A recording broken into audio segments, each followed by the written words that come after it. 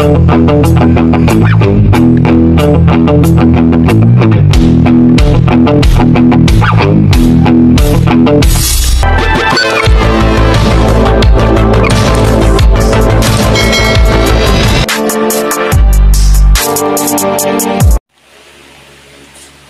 day guys, buyer update muna tayo para sa mga boss natin dun sa Samar, kay boss Ray Lawson at kay boss Eduardo Labonite.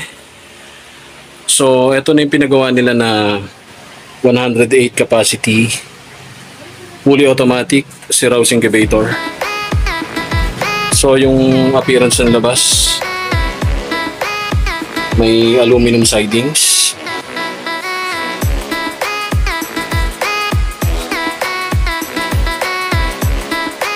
So bali ito automatic refill na ng tubig. Bali ito yung pinaka niya, tangke sa taas. Yan. Tapos ito yung hose, sasalpak lang yan dyan.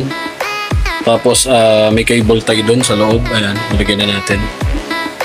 So bali yung hose na to papunta dun sa loob, dito manggagaling yung tubig. Ito na yung re-refillan nila, no? Pag na-refillan yan, dito na papasok yung tubig. Tapos may cable tie na rin yan na nakasalpak dun sa pinaka-tube sa loob niyan. So meron na ring built-in na candling light. Tapos power switch. Tapos ito yung pinaka on ng timer. Kaya ito, kung green, always on din yan. Kasabay nito nung pinaka main na switch niya, no? Tapos may fuse na rin, timer indicator. Para sa manual turning left and right, ito yung unang toggle switch. Tapos ito naman ang toggle switch para sa auto mode at sa manual mode. Bali ito yung on off, no? Yan. Tapos may heating indicator na rin. Tapos STC 1000 na digital controller. So glass.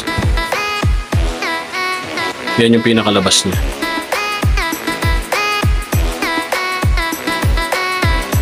Double lock. Tapos meron din siyang gulong.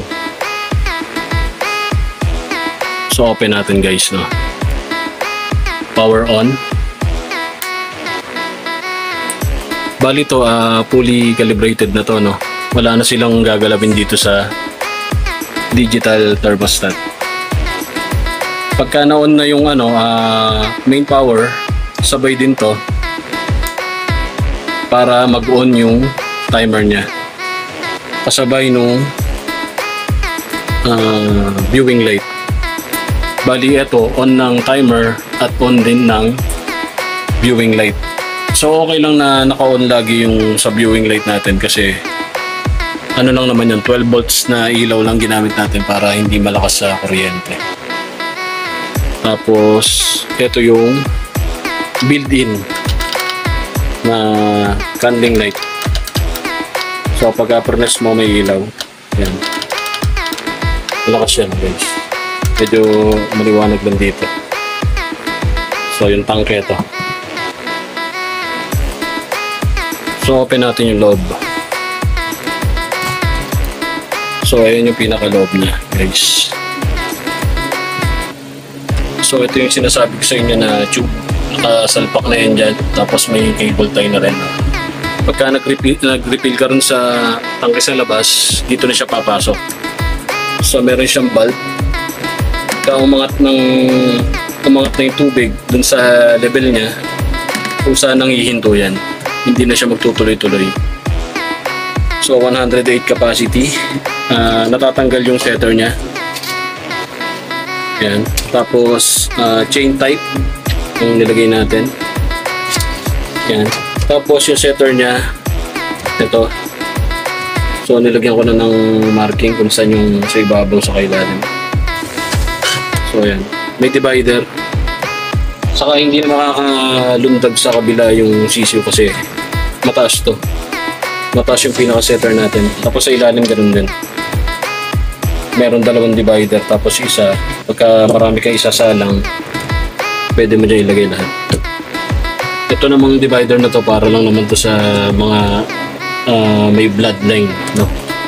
Para malaman nila kung kaninong nanay o tatay. So, paano ba ino-operate itong ganito klaseng incubator, no? So, meron dalawang toggle switch dito.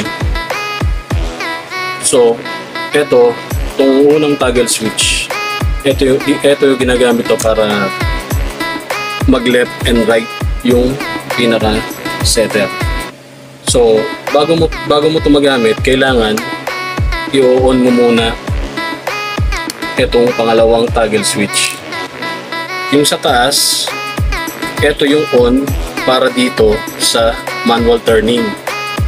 Hindi mo ito mapapagana hanggat hindi mo siya ino-on.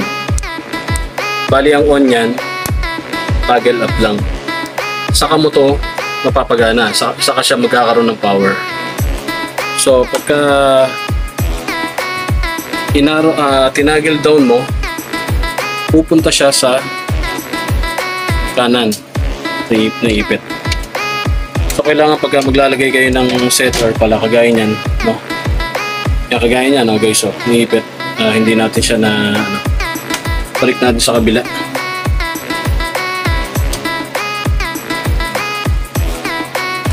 Kailangan sisiguraduhin natin na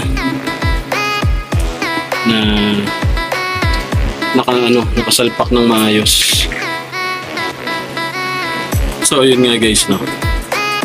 Bali naipit yung tray. Hindi kasi natin naiayos eh. So pantay muna natin ulit, ulitin natin siya.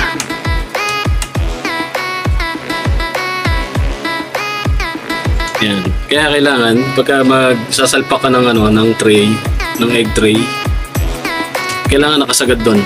Sagad mo siya. Kasi baka mamaya tumama dito. May ipit kagaya nito. Yan. Basta nakaganyan lang siya.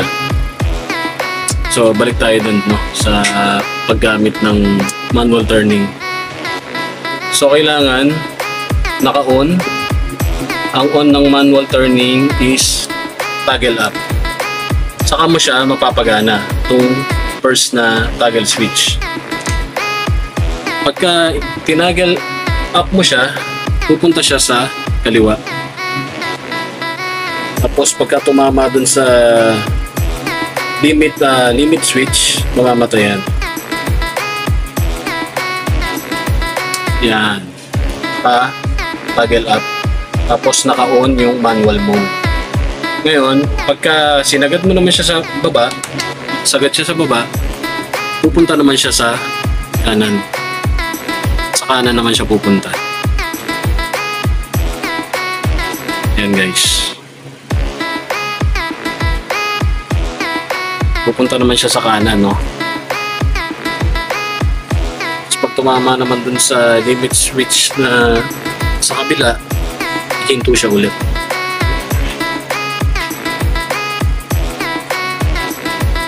Yan. So bali ganun lang ang paggamit ng left turn and right turn. Kailangan naka-on yung manual mode niya. So for example, naka-automatic na siya. Magsasalang ka ng egg, hindi mo ito matatanggal kasi nga naka 45 degree, no? Ginagamit lang naman yung manual pag maglo-load ka ng egg. Kagaya niyan, di ba? Kunyari, naka-automatic na siya. Bago mo magamit yung yung manual, yun nga, on mo muna yung taas. Tapos toggle up. Yan. Kailangan i-center mo siya bago ka mag-load ng itlog. At naka-center siya dapat para makatak mo tong tray, no? I-off mo lang siya yung gitna. Ayan. Ibig sabihin, naka-off na siya. Yung center niya, off. Diba? Naka-manual mode ka, no? On tong pangalawang toggle switch. Ngayon, pwede mo na siya mahatak. Diba? Tapos, for example, loaded na to ng egg. Lagay mo. Tapos, gagamitin mo na yung automatic. Kasi yung manual, ginagamit lang naman yan para mag-center ng setter. So, naka-on yung manual mode. Ngayon, i-automatic mo na siya. Pagka sinagad mo siya sa baba, yan. Ibig sabihin yan, naka-automatic mode na yan. Magkukusa na yan. Bali, ang turn niya every 2 hours. Pag uminto yan, ibig sabihin naka-automatic na yan. After 2 hours, lilipat naman siya sa kabila. So, bali dito sa setter, 18 days lang dito. Tapos, pagdating ng 18 days, baba na lahat dito sa hatcher niya. Dito na magpipisahan yan. So, madali lang gamitin to, guys. Hindi kayo marilito dyan. Kahit wala nang mga nakalagay na tanda dyan. Dito lang natin, Itong toggle up na to, pag in-up mo yan, on yan ng manual. Eto, magagamit mo lang to pag in-on mo tong pangalawang toggle switch. Ayan ang pinaka-on yan pagka tinaggle up mo yan. Ngayon, etong baba ng pangalawa, yan yung pinaka-on ng automatic. Naka-automatic mode na yan. Ngayon, pagka nagsasalang ka ng automatic mode, dito mo lang siya ilalagay, guys. Tapos wala ka nang pipindutin dito, fully calibrated na yan, guys. Tapos yung pinakababa na lang, ito pinakababa rito, lagyan nyo na lang ng sapin, papel. Pero ito, no need nyo nang lagyan ng sapin yan kasi yung airflow, dito pumapasok yan. Papunta dun sa hulihan. Huwag nyo tatakpan to ng papel. Yung pinakailalim lang, dito lang. Yan ang lalagyan nyo para hindi siya dudumi, no? Kailangan ng incubator lagi malinis para maganda ang hatching niya, percentage. So yan, bali heavy duty na pan yung ginamit natin. Tapos Nicron wire. Tapos masilyado yung loob.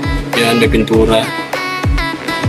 So ganun lang, guys. Yun lang ang proseso ng paggamit niyan. So sa mga gustong magpagawa ng ganitong klaseng unit, lagay ko na lang yung cellphone number ko dyan, tapos yung FB natin. Yun lang, guys, no? Ito built-in candle light. Hindi na siya mahihirapan dyan. Tapos yung sensor, ito. Yan. Pwede naman to, guys. Kunyari, wala pa kayong mga egg na isasalang, pwede naman to patayin nyo na lang muna. Pero pagka yung may isasalang na kayo 30 minutes, paandarin nyo muna bago nyo salangan, guys. Ganun lang. Tapos kailangan lagi malinis ang incubator. Kada tapos ng hatching nyo, linis lang. So, yan. Bali to, ship na to mamaya papuntang Samar. Bali, pangalawang order na ni boss sa akin. Yung una niyang order, mababang capacity lang, 30 capacity. So, ito, nagpagawa siya ng 108 capacity. Yan siya. So, hanggang dito na lang, guys, yung mga gusto magpagawa dyan. Saka magpa-repair ng incubator nila na napabayaan na ng ibang maker. So, dalhin nyo lang sa akin, guys. Chat lang kayo or mag-text kayo sa number na bibigay ko sa inyo. Ayusin natin yan. So hanggang dito na lang, guys. Maraming salamat. Have a good day.